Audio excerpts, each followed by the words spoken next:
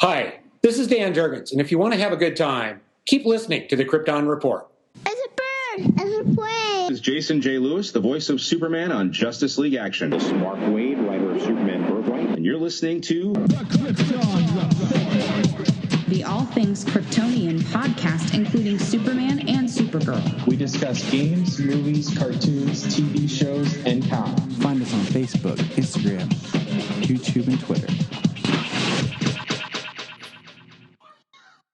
'Twas the night before Thanksgiving, and all through the house, James was up stirring that gravy for tomorrow. It doesn't really rhyme, but, you know, it is the night before Thanksgiving. How you doing, man? Pretty good. You ready? It's a different day at work today. It's just been a weird day. Period. But, you know, tomorrow's Thanksgiving, and we're going to have a really cool post of all the DC content that you can watch. So if you need your DC Thanksgiving fill, while you're, you know, eating turkey, slip out and on DC Universe or, you know, different streaming services. And it was quite a few episodes, you know. Young Justice has one. The Flash has a couple. Arrow has one. Supergirl had a couple. So yeah, it was quite a few like episodes of DC TV that involves Thanksgiving. So that's cool. And of course, Teen Titans has their Thanksgiving episode that I think I've watched 3 or 4 times now, since my kids have been on this big Teen Titans Go kick this week. Like, I'm not really sure what we went from Young Justice. We finished season 2, and then all of a sudden, somehow, it's now just Teen Titans Go. So. Oh, really? So that's a heck of a change. I think it started when they went to bed one night with the iPad, and they decided to watch Teen Titans Go to the movies. You know, and then they started watching Teen Titans versus Teen Titans Go. And then Solomon's gotten really good at, like, looking stuff up on YouTube. So they just started watching stuff. And then one morning they're like, let's watch Teen Titans Go. And I was like, I don't want to watch the same clip of all their songs. Here, let's watch the Thanksgiving episode. So it's kind of funny when you're, you know, you go to McDonald's and you're like, Solomon, you're like, what do you want, buddy? And he's like, bun, ketchup, pickles, cheese, put that patty in between, it's burger. What? It's burger. What? I'm like, so, but yeah, that's been the past couple of days. But let's get into some news. We don't want to bore people. It's, you know, I hope everyone has a happy Thanksgiving. You know, by the time they hear this, I had a happy Thanksgiving. Well, this sucker is dropping. Like, I'm literally going to sign off here and be like, drop. Let's migrate to some DC news. Ready? All right. So we got... That's Wayne's World time travel, man. Diddle-a-doo. We got our casting update for... Is it Hakeem or Hakeem? I have my notes here for Stargirl. I think they actually called him Jakeem. Okay. I think that's what they said. I think that's what Mike said in Stargirl last season. Yeah, that's what I thought. So he's going to get the Johnny Thunder. So that's cool. You know, that rounds out... He's going to get the pen. That rounds out I think all the new casting pretty much for Stargirl. I feel like Stargirl's getting more prominent. You know, that's kind of like what I told. Like I said before, Stargirl, Supergirl, and Legends will be like the back wave of DC shows once the other 4 are done. Yeah. You know. Well, Stargirl's got to step up on some of those shows because you know, the majority of the CW shows, they start with, you know, just the main character, and if you get other prominent comic book people in it, you're just kind of lucky, or they're guest stars, you know. This, you know, Stargirl, they've got everybody in the show is from the comics, you know what I mean? And they're increasing that cast exponentially this season by how many more people, multiple villains and multiple heroes all together, you know. I think Stargirl did a great cast of how they built Team Stargirl because it was rebuilding the Justice Society. Compared to like everyone else is like building a team. Like Team Flash, Team Arrow, Team Supergirl.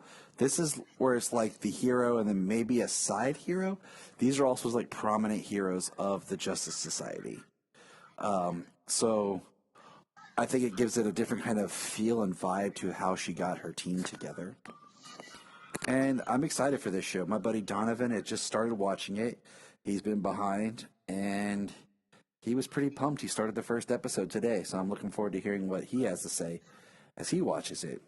But speaking of teams, James, buddy, Tyler, our dream of having a Justice League on the CW is like over.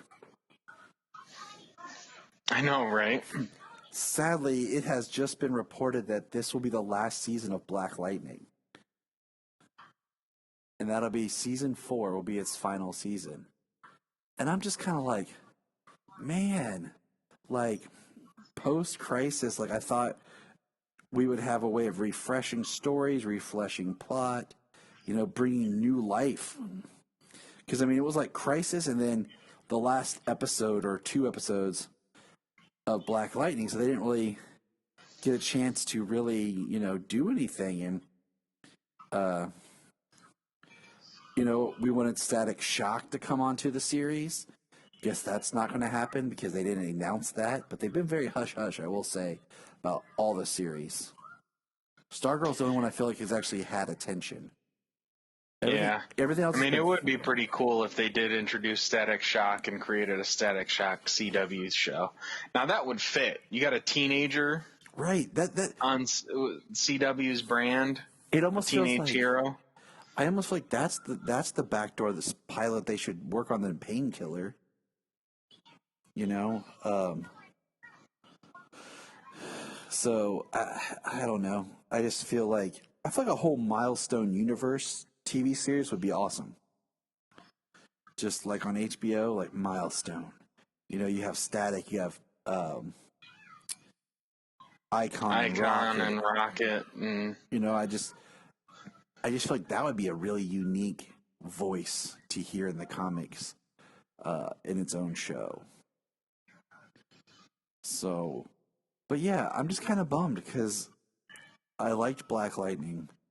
I mean, you know, its season 3 was a little wonky, but I mean, every CW series, their season 3 has been weird. Can you think of any that wasn't weird? Maybe Supergirl's was the least weird.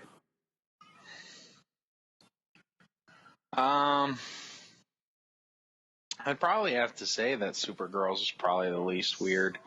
Hard to say, you know, Legends, because the show is made its brand on weird. And season 3 was when they got into magic and brought Constantine in. Well, see, I feel like Legends is weird because their season 1 was horrible. I feel like their season 1 was like a half-season test. You know, so they actually got going, you know, a little bit differently. But yeah. But I just, you know, I feel like it just kind of stinks, you know, Black Lightning.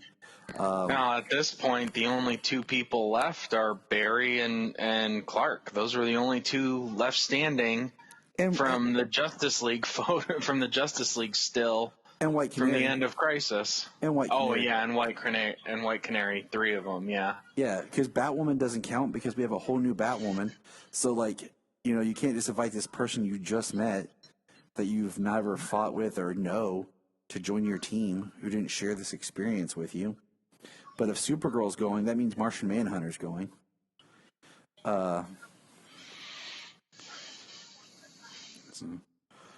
It's just, It's just a bummer. Yeah, they kind of introduced this huge thing in this potential future at the end of Crisis, and now the majority of it's gone.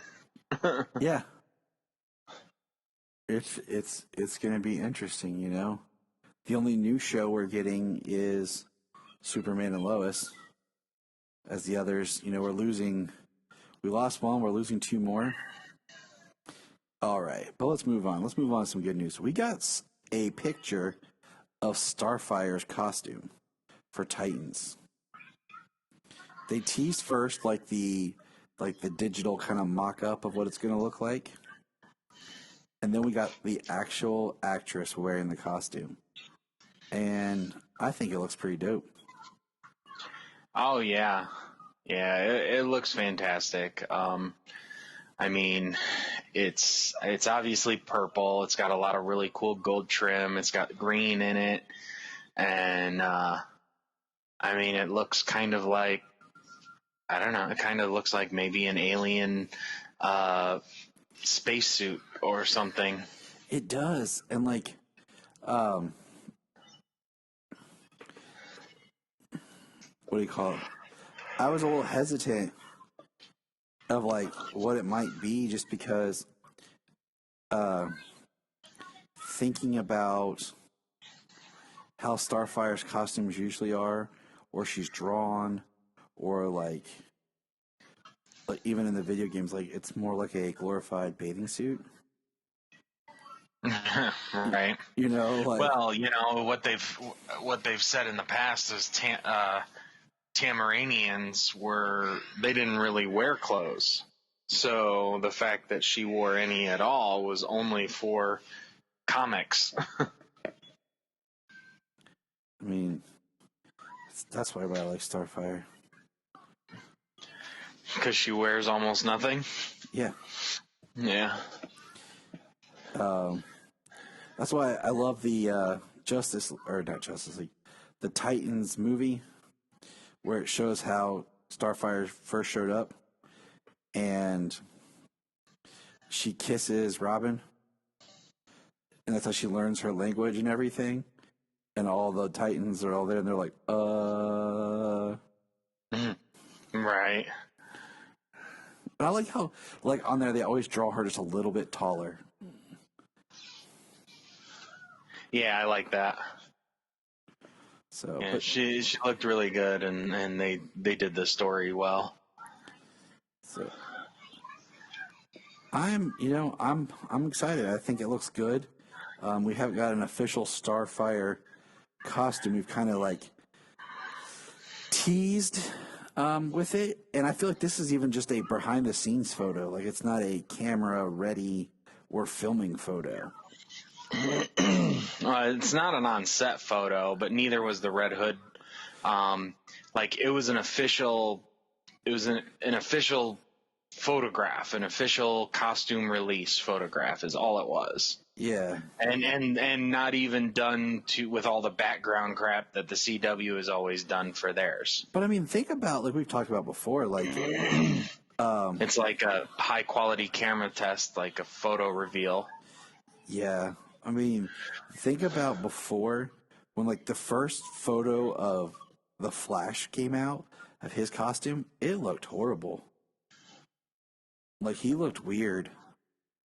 And then the first like image we ever got of Supergirl was very dark and awkward.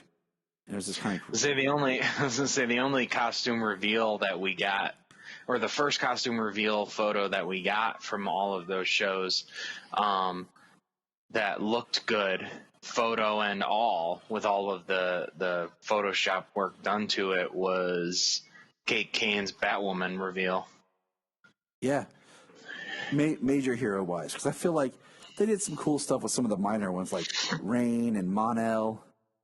But yeah, Kane's Batwoman, because even when they dropped the first picture of Tyler Hoechlin's Superman, it kind of looked like he just walked off the street onto set, put the costume on, and then the next time we see him, like, he looked great. So, Starfire costume. All right, last thing. I know we've kind of talked about this, but I don't think we've talked about it on mic because like it happened right as we were wrapping up. But Christmas Day, Wonder Woman will be on HBO Max. Wonder Woman 1984 will be on HBO Max and in theaters. And I guess that the way the deal is going is it'll be on HBO Max for 30 days and then continue in theaters for like 30 days or something. Then it'll be on like streaming services or I'm trying to remember. It's like video on demand. It's streaming on HBO Max for free for 30 days. Then it's available to purchase on video demand after 1 month. The run in theaters, the international run and stuff, is going to be basically indefinite. They're just gonna leave it in there. They're just gonna let it. They're just gonna leave it in there because there's nothing else to replace it on screens with. Makes sense. So if theaters are open and if some theaters are open, because I still think I haven't looked because I haven't looked to see if anything's out. If I haven't thought about going. I mean, if theaters are open around me, and it's available in theaters here, then I'm gonna try and go see it in a theater. You know, I know it'll be pretty much empty, and you know, I'll wear my mask, and I won't even worry about getting anything. Maybe a pop or something, and sip on it underneath my mask. But that's about it. And I'll go see the movie in theaters if possible. But I'm definitely watching it multiple times on HBO Max. You know, yeah, I'm gonna watch the heck out of it on HBO Max while I have the chance. I'm looking at the theaters near me because the Cruise just opened. The Cruise 2 opened today, and it's in all the theaters around me. So it's a high probability that Wonder Woman will be in theaters, and it's just do I want to go? Can I go? And plus, my thing is I want to watch it with Jania. And, trying to find someone to watch the kids and then her feeling safe. Like, she wouldn't go. She'd just be like, nope. Right. So, that's... I mean, makes sense. I'll be going by myself more than likely. It's too bad we just did... And... If it was just in theaters, I swear I would do one of those. Like, I'd call up Brian, and we would do one of those rent the theaters for like $99, $100. We could just rent the room. Then we could just spread out far enough so, my family, your family, Brian and his wife, and just right. Because show it to have like a dozen people in there and pay $99 to rent a theater, and like 12 of us just sitting as a family, one family over here, one family over there, one family over there, and all watch Wonder Woman. Exactly. But I mean, that's cool. They have not. So I think after the video on demand is when I think after 30 days of that or something like that, they'll put it up for digital purchase. But they haven't said anything about like physical media release. And, no one's really talked about that during that. It's just like releasing stuff physical media wise. It's all just been for digital purchase. And yeah, I have a feeling though, with the way that the slate is and theatrical releases are right now, and that there's not much out there to fill up screens, that even if this movie is released in 3 or 4 months on physical media, it's still going to be in theaters. Well, just looking right now, New Mutants is still in theaters, and I just watched that because I got a free Redbox rental. So there you go. Yeah. So yeah. But all right, let's move on. We are going to look at continuing what we've been telling everybody we've been wanting to continue, reviewing Man of Steel, the 6-part miniseries by John Byrne. And we are on issue number 4. And I'll tell you this, real quick. I actually enjoyed the latter half of this series more than I did the first half.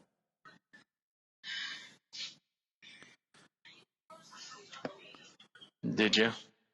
Yeah, I find issue 4, 5 a little bit more cohesive compared to the jarringness of like the time jumps and that we received in the first issue and then kind of in the second and third. And well, I mean, in the first 6 issues here, I mean, it basically he's been Superman for at least 5 years. yeah, it's pretty crazy. Like, by the time because when you reach issue 4, they talk about how he came on the scene like 2 years ago. yeah, And then in issue 5, when Lex is talking about him and they've got the Bizarro. spoilers, man, we ain't even there yet. My bad. He said it's like Lex says something about 5 years he's been working to take down Superman. You're absolutely correct. So it's kind of crazy. It doesn't fall into like a back-to-back story. It's like this is a mini series, not really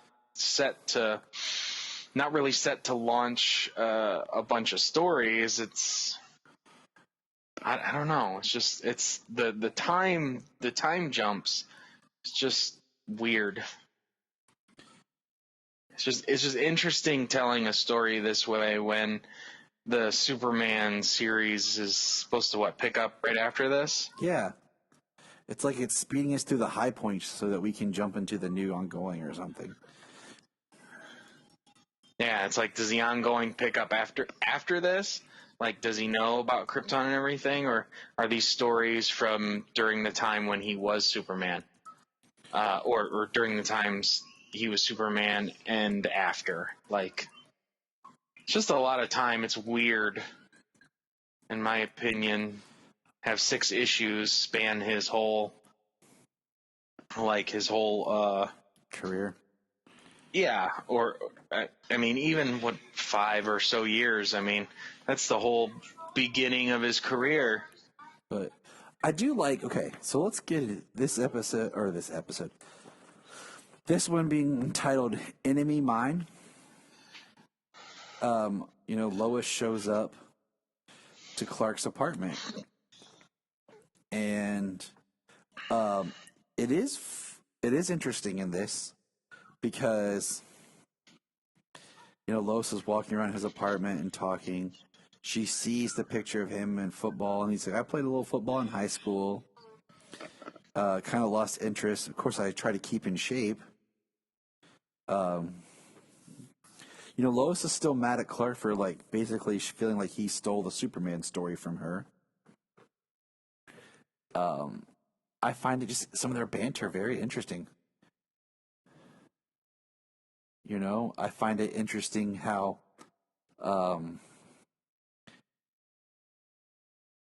what do you call it? She finds him interesting, but yet is still kind of mad at him. He has an allure to him that she finds. So it's interesting to me. I think it's interesting here is the first time we get the Clark shaving. Remember the big Man of Steel campaign about how does he shave? Yeah. Do you remember? Or they would have people talk and they would try to give like Kevin Smith was one and Mayim Bialik was one about how does he shave? Because Gillette was sponsoring Man of Steel. Oh, okay, yeah. And because he has a beard in Man of Steel. Right. So I remember that, yeah. Everyone's like, how does he shave? How does he shave? If you ever watched the cartoons or Lois and Clark, you would have seen. Yeah. But I always just thought it was funny because I'm like, okay. I've never put that much thought into it. It's got to be the worst smelling shave ever, though. Yes, because Just reek of burnt hair. well, I find it hilarious because he goes in, he's like, "Oh, I'll turn on my electric shaver so Lois thinks I'm shaving." I shave with a razor, not a straight razor, but just like a Dollar Shave Club, like the nice blade razor when I do shave. Yeah. Right now I'm in my winter months, I'm growing the winter beard, but that doesn't make sound, but yet he does. And I find it so like the comic book exposition I find hilarious. Using a piece of curved reflective metal from the rocket Mom Pa Kent found me in, I direct a slender beam of my heat vision so that it bounces back with pinpoint accuracy and carefully shears off the exposed whiskers. It's ridiculous. I was like, isn't that what the medium of comic books is? You have the pictures to tell you that part of the story as well. Like, you don't need the all of the dialogue, all of the inner thought bubbles. I mean, to explain what's going on. That's what I thought. Maybe someone screwed up and didn't realize that were just notes for the artist, and they put it in there when they were setting it up. But I don't know. Do you know? Yeah, I don't know. I was like, and I've thought that about older comics too, when they go into this written detail and stuff. And I mean, a lot of this stuff has come to the point now these days we know this stuff, and then the story, the dialogue and the pictures tell us that without the explanation, because we've had the explanation before. You know what I'm saying? I just think it's hilarious. It cracks me up. I thought of you on this next panel, as soon as I saw it, because Clark walks out. Lois curling a dumbbell. Yep, I'm like, that's Jamie's Lois. That's the Lois of Red. That's his woman right there. And she even riffs on Clark about how light the weight is, and he says, "Oops, I hadn't thought of that. I've gone to great length to provide explanations of how Clark Kent can have a build almost as good as Superman." And I'm just like, yeah, but with my super strength, it's hard for me to be sure of the weight of something as small as a dumbbell. Which is cool. So they get a helicopter on the roof, taking them to meet Lex. I like this red-headed, little rotund Lex Luthor, smoking a cigar, hitting on Lois like a dirty old man. He must be a dirty old man if he's got 7 or 8 ex-wives. Right. I thought that was interesting. Alexa's throwing some shade at Lois, finds out her dress was a gift to her, not just a loaner for the night. And I love how Lois is so strong. She's like, "Clark, give me your jacket." And he hands her his jacket, and she takes the dress off and leaves it. And it's just wearing Clark's jacket. And be as wide as you know how. And eyes front, mister. It was funny. I like fiery Lois. I like this Lois. And she says, "If I suggest, Lex, if you want to spend your money on someone, I suggest a good barber." Yeah, that was funny. Clark says that closing shot was kind of a low blow, don't you think? And then what do you know it, James? But hijackers. And Clark has to throw some shade at him. So couldn't have seen that coming. I like Lois's comment of, "How did he get in front of me? I've never seen anyone move so fast." And they knock Clark out and throw him overboard. All right. And of course, Clark, changes into Superman, lifts it up, flies the ship to Luthor's private area. Frankly, private island. He puts it in the harbor. Frankly, James, I would have put it on land just to make him mad. Right. So someone has to come and help dig it out. But he drops it in the land. They go to shoot Lois. Superman shows up. And then I really like this shot here. Superman says, and now, crunk, runk, crunk. He's breaking the guy's gun in his hand. He said, I'd think about letting go if I were you. Because the guy's still holding the handle as Superman's crushing it. Yeah. Yeah, I thought that was pretty cool.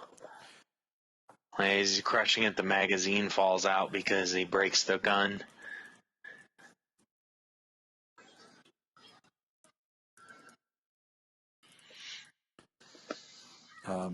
Then this is a seriously arrogant Lex too, you know. A check for $25,000. Like, I'm paying you now. You work for me. Like, just straight up, you work for me. Yeah, 25 grand right here. It's a retainer. I'd be like, 25 grand? Add another zero. And then he's like, you know, everyone who's anyone in Metropolis works for me. You're far too valuable of a resource to have undirected. I can't. So my comic book I have, the paper is actually old. It's an original first printing. And like some of the pages are a little smudged. So like the ink's a little rubbed on some of the words. It's kind of cool actually, like to read like that. You feel like you're in the past. Like this is how it was, man. And then we see the mayor's there, and you find out Lex allowed it to happen. It was like a coup type to, you know, knowing Superman would show up. Lex wanted to see what he would do. He doesn't believe rumors. And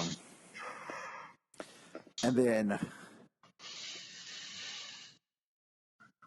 Superman's like, you risk the lives of people, see what I could do. And then Lois is like, you killed Clark. And he's like, no, Lois. As a matter of fact, I took care of Kent. He's quite safe. That's funny. I like here, though, the mayor's not playing with Lex. He straight charges him with reckless endangerment and tells Superman to arrest him. He says, that doesn't go well. I love this line. Does not go over well with Lex. Hold on, what is it? As mayor of this city, I hereby appoint you as special deputy, Superman. I want you to arrest this man. Lex is saying some BS. No, you're not, Lex. Not anymore. Superman, do your duty. Well, the mayor straight told him that he's not the most powerful person in Metropolis anymore.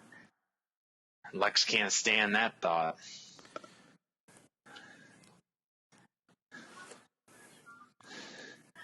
And they got Lex's mugshot, and he's booked in jail. But you know what? You know what I love about this? It's the next page. Superman, 3 days later, Superman flying through the subway to get to a subway train because a woman is giving birth. The guy says, Superman, thank God you're here. The poor woman is about to have her baby. And the guy, if you look on the train, is wearing a Green Lantern t-shirt. That's pretty cool. Yeah. I know. I overheard your driver calling into the central tower. Easy now, ma'am. Everything's going to be fine. Even without using my super speed, which might be damaging to you, I can have you to a hospital in plenty of time. That's just an awkward way of speaking. Yeah. 2 hours later. Now that's what I call a job well done. A mother and child are both doing fine. And then I love this. I hope little Robert S. Ing won't take too much of a ribbing when he starts school and his classmates find out what his middle initial stands for. Miss Ing was so determined to name him after me. At least I was able to convince her Superman doesn't make a very good first name. Robert Superman Ing. That's a dope name. Right. And then somebody takes a picture of Superman, and he says, I was just photographed. I know I can almost feel it. And then Lex is there. And Lex says, this is one of those times I'm like, he straight out threatened him. Like, you could have him rearrested for this. he says, I have a message for you. Basically, blah, blah, blah, blah. Remember, Superman, you're a dead man. It's just a question of how soon. So Lex just openly threatens Superman.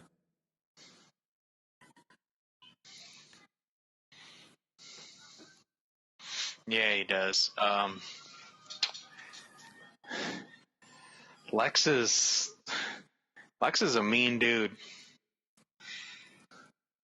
Like in the Man of Steel, like he's just arrogant above all. He's mean. He doesn't care about people. He wants what he wants, and he tries to take what he wants. Yeah, no one knows when to stop him. So that was number 4. I enjoyed, like I said, that issue much more than previous. So, interesting journey we're going down with Man of Steel. Yeah, I think they have gotten better, especially after the first one. So, all right, number 5. The Beast Within. The Man of Steel. Number 5. Ba-da-da. When I first opened this, I thought I missed something. Because the first picture is, you're getting sloppy, Lex, and it's Superman holding a Lex suit. Yeah. I was like, wow, so they just jump right into the Lexo suit, huh? And he's in Lex's office. And if you notice, Lex is, like, looking at this compared to the last one, it looks like Lex is losing his hair. Yeah. Like in the last one, he had some definitely. hair on top, and now he's just getting, the Larry Fine going on. Like just a little dome around the sides, bald on top. And Superman and him have an argument. Lex pulls the usual Weasley about, if you notice, all those parts were stolen, but the person who wore it won't be able to talk because it's been proven that there's a fault in the system, that wearing it for so long causes you to basically have mental problems. That's why we canceled Become a it. permanent vegetable. Yeah, so Lex. And then Lex descends to another area. Which basically means how Lex put this person up to this whole thing. Basically put him up to it so that way you would know that the person would not be able to speak. The person would be incapacitated and paralyzed and in a coma for the rest of their days. Yeah, Lex knows what he's doing. Oh, yeah. Lex don't even poop without knowing exactly what he's doing. He's like Sheldon, like he times everything. He knows exactly when his movements will be.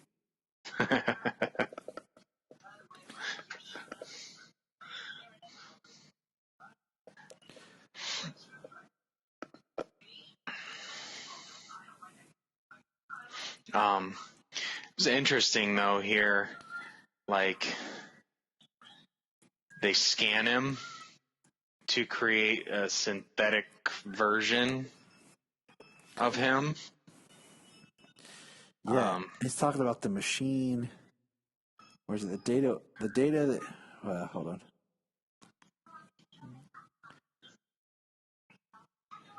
Then why do you...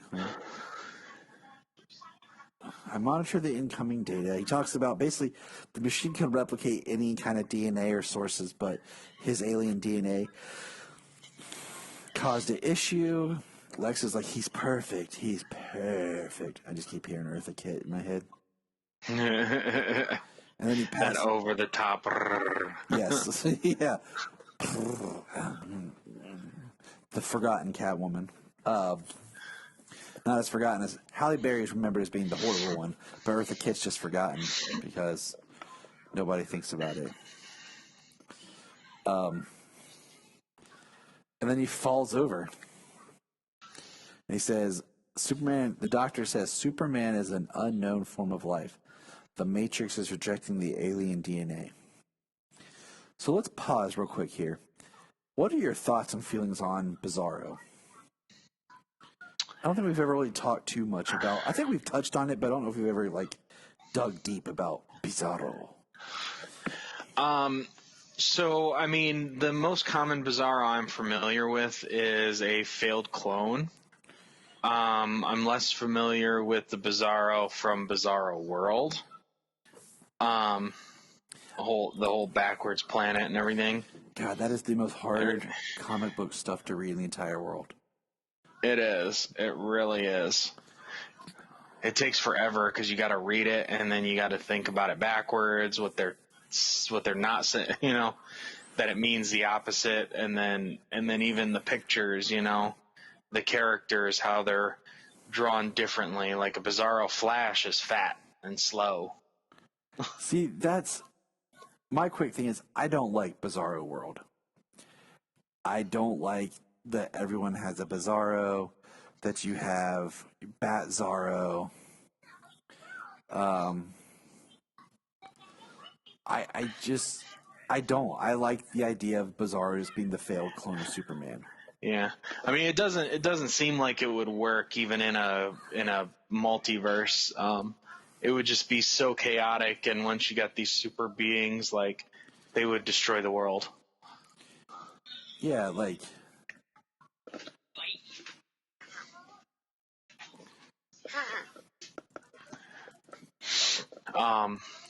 So like I said, the most familiar Bizarro the Bizarro I'm most familiar with is the clone version, and I mean there's been different versions of the clone. I guess probably maybe my favorite version would have to be from Forever Evil. Oh, just the New 52 version? Yes. I like that one. He was B-Zero, and he worked with Lex, and he was more infantile, not just. Yeah, that's why he had the backwards was and he put the shirt on inside out or whatever, and it was a white shirt, so that's why you had the reverse S. Childlike. So, yeah, I like the failed Superman clone. And I just kind of wanted your thoughts real quick as we go farther into this, because I mean, I love the Superman episode where Bizarro gets a planet of his own to save people, and Mixie is forced to go to the planet and do stuff for him, so that way he could be the hero of the planet. Where he pushes over a boulder, and he's like, "Oh no!" and he goes to save the people, the rock people he's created in the fake city below. Yep. Yeah. So we get a new character, one that I'm hoping to see return to the small screen. But we're back in Metropolis, and we have Lucy Lane, kid sister of Lois Lane, and Lois is sporting a little bit more of a new do, and it looks a little bit more relaxed compared to it was more felt uptight in the last one. But I noticed those things, hanging out with my wife. What a good man, noticing your wife's haircut. Oh, dude, Judy has changed her hair so many colors this year. Her hair is purple right now. Every time my dad sees her, it's like, oh my gosh, something's different with your hair. It shows one, my parents don't see my wife that often. That's the fourth color since you've seen her last. Yeah, pretty much. But this is what do you call? I'm looking for how she words it. Lucy is blind, and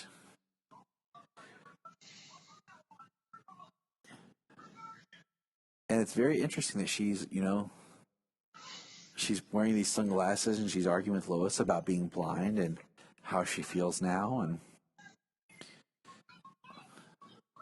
Lois is saying she could call in sick, and she says, look, I'll be fine and like the last shot is just her crying.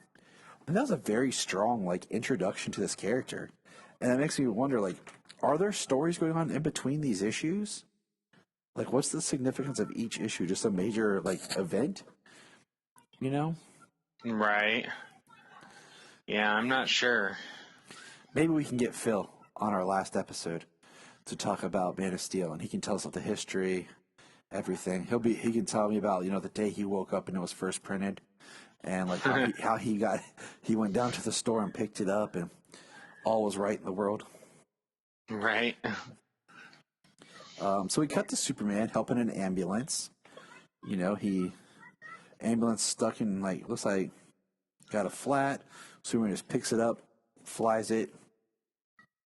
It's I almost said it's shot really well, but it's done really well with the way that it's kind of keeping, you know, we're seeing Superman's boot, him from a distance, nothing up.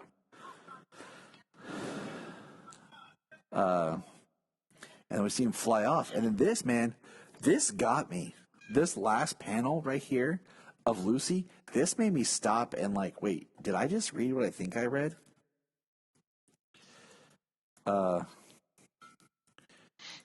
where she jumped off the building? Yeah, to commit suicide.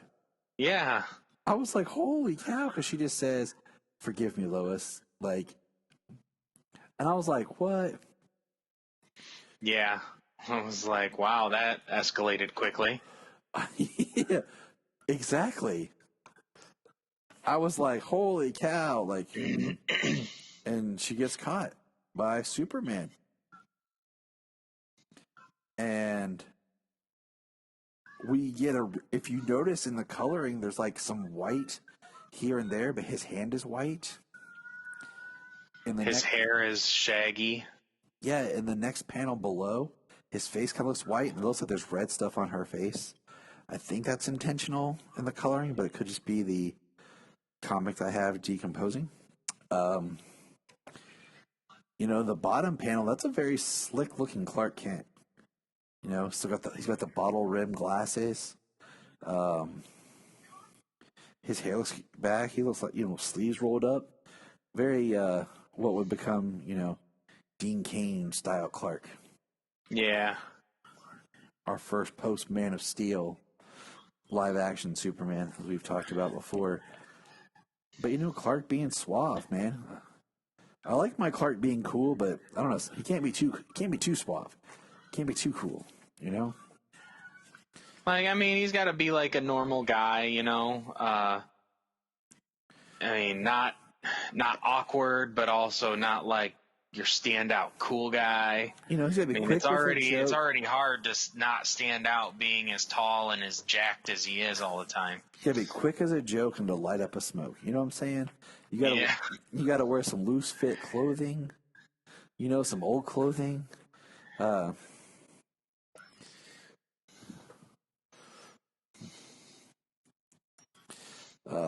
then we see Clark Kent.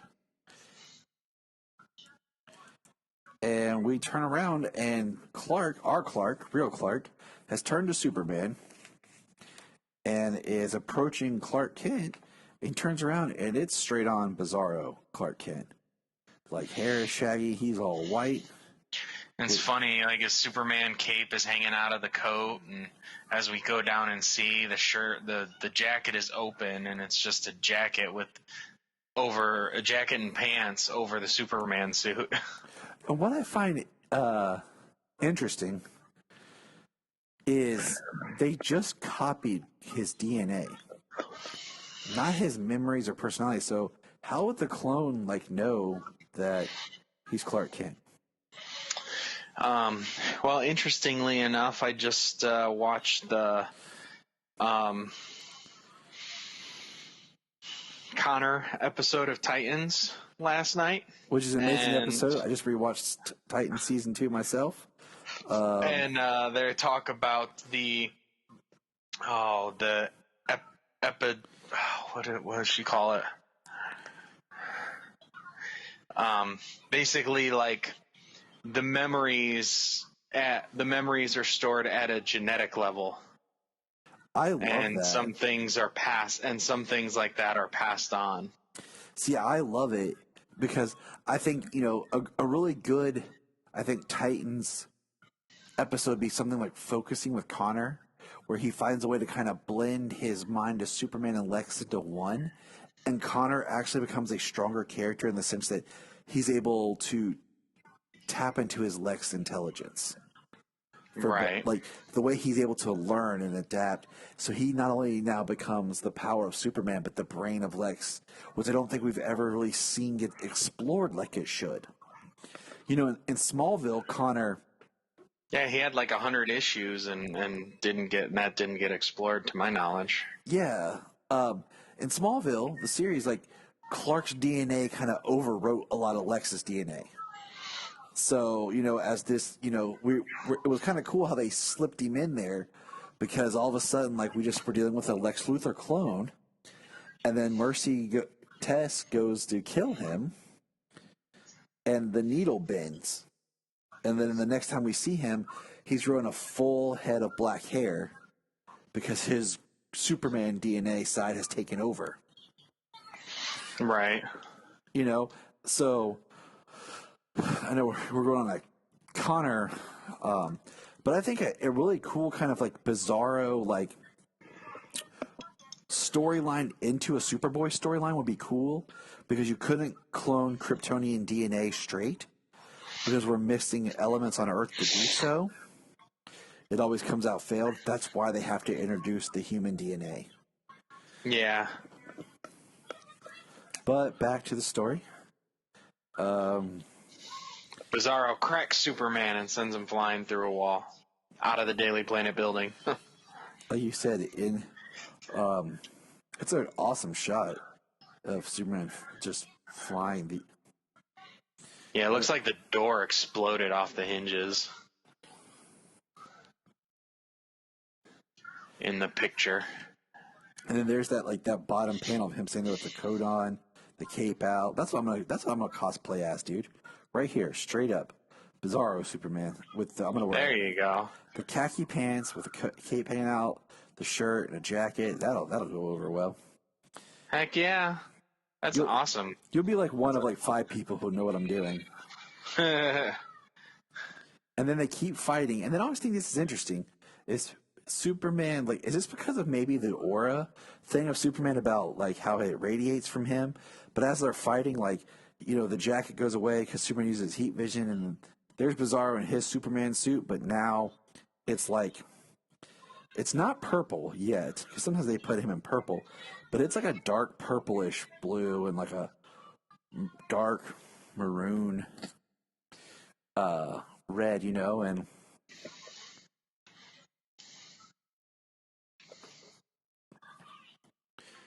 Those are not yours. They don't work anymore.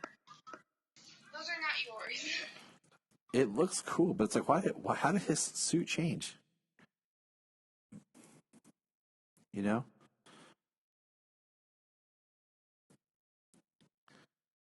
So, I don't know. It's always one of those things. At least the symbol didn't magically turn backwards on its own. And of course, Bizarro naturally has to go after Lois because it's just programmed in his DNA. He's not only thinking with clearly, he's thinking like a man. Sorry, kids. Yeah, life.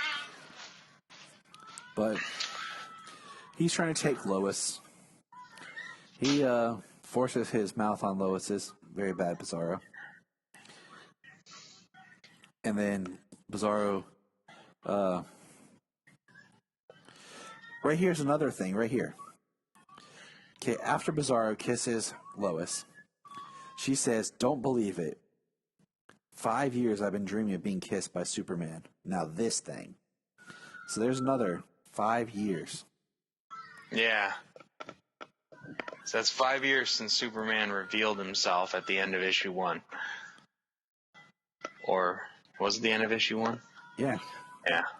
Yeah. I do think this is really interesting. Like, so Lucy's there, and Lucy is starting to be able to see because of her interaction with Bizarro as he's falling apart like his cells, so they're coming into, have like a healing.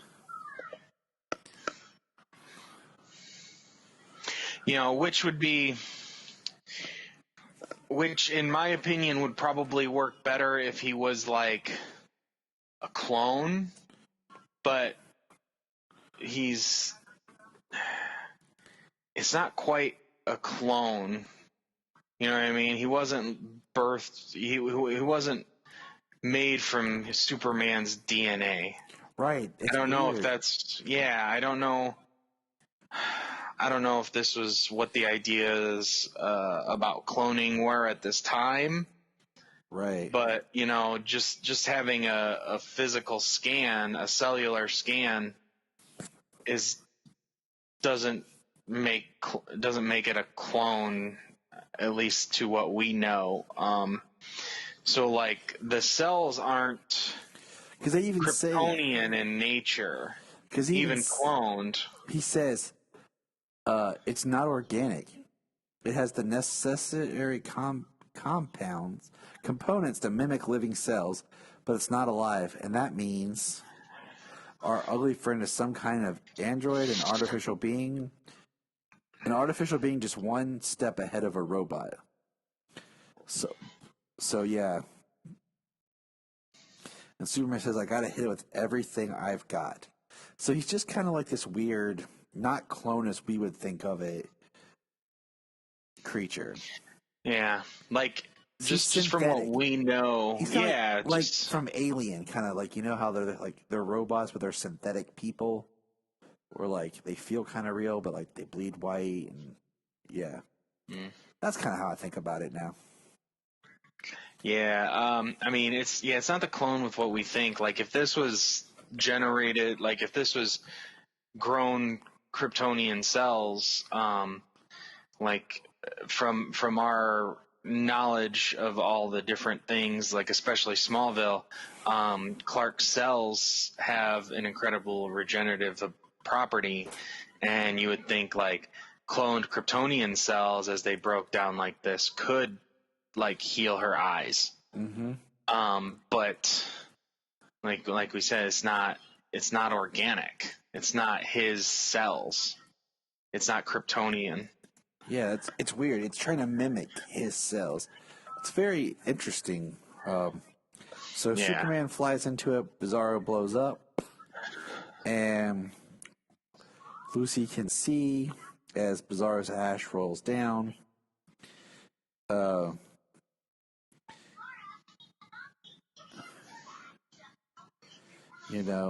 And Clark basically, makes a comment about how he didn't know that this would happen, but Bizarro might have. So it was a cool issue. I liked it. I mean, the story was solid. Like I said, these past two issues I felt were more informative, and I kind of liked how, each issue was kind of an introduction to someone in, like, first issue is mainly like, this is Superman. Second issue was, this is Lois. This is Lois, and this is Batman. And now it's Lex, and and this is Bizarro, Lucy Lane. And then he says, the last part says return to Smallville. So when we get to issue 6, it'll be a return to Smallville. So. All right. I didn't get a chance to finish that. I'm halfway through. So he's halfway through, so we could just review half the book. We'll do a good wrap up on the Man of Steel next time. All right, James. Anything else you want to throw out there to our good listeners as we get ready to, eat turkey? No, I mean, it's, I haven't read these books before, so it's really nice to kind of see where, like, the modern interpretation of Superman that I grew up with came from, all the way up until, like, the New 52. I mean, this was some of the ideas that had come through. They did a number of things over the years, Birthright and Secret Origins. They had, Infinite Crisis and Final Crisis. So, like, there were changes in the universe and the continuity. But, growing up and watching Lois and Clark and Superman the Animated Series, like, this was like the main Superman that those were based on, built from. Look up in the sky. Look up in the sky. Look in the